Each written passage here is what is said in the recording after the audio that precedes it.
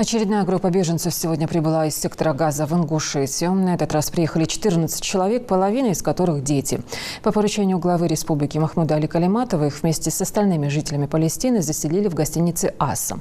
Определили по номерам, где созданы все условия для уютного проживания. А уже на завтра запланирован медосмотр. Гостям будет оказана вся необходимая помощь. Всего в Ингушетию прибыло около 150 беженцев с Востока. Все вопросы, связанные с обустройством и социальной адаптацией палестинцев, на личном контроле у главы Ингушетии.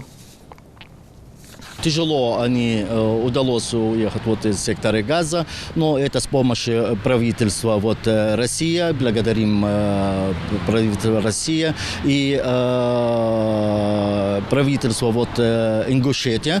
Вы встречали, все приготовили, и в гостинице приготовили номера, и все, алхамдулилля, хорошо. И надеемся, что война заканчивается там, и это прекращается.